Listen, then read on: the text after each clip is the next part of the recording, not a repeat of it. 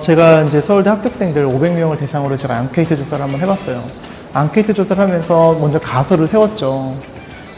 서울대학교를 입학했던 아이들에게 있어서 이 아이들에게서 반드시 어떤 특별한 특징이 있을 텐데 그게 무엇일까라고 고민을 해보니까, 앙케이트를 해보니까 대다수 공통적으로 나왔던 것 중에 첫 번째가, 이 친구들은 예를 들어 수학 문제를 하나 풀면은 수학 정석을 300시간 동안 풀었던 임계치가 있었던 학생들이었어요. 임계치라는 건 뭐냐면, 물이 100도가 되기 전에 끓지 않죠. 하지만 100도가 되면 끓습니다.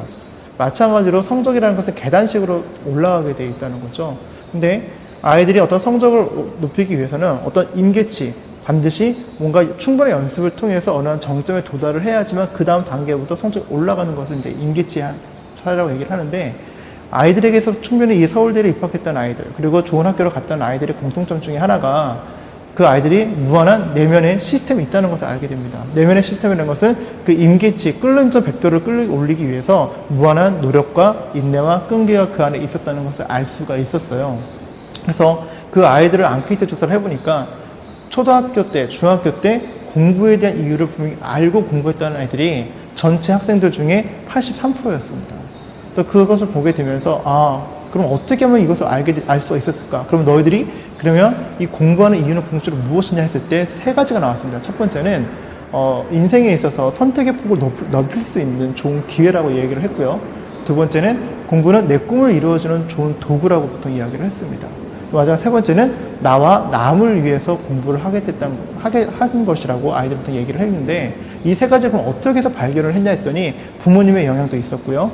그 더 중요한 것은 자신의 인생의 꿈과 비전을 초등학교, 중학교 때부터 지속적으로 고민해봤던 그런 과거의 경험들이 충분히 있었다는 걸 알 수 있었어요. 그래서 많은 부모님들이 이제 아이들을 이제 공부를 시키는 데 있어서 보통 학습을 하는 데서 제일 중요한 동기입니다.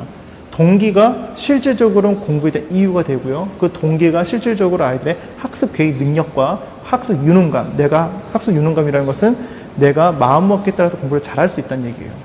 이 세 가지가 형성되는 가장 기초는 바로 공부를 내가 왜 해야 되는지에 대한 이유를 명확히 아느냐 모르느냐에 대한 차이라는 것이죠.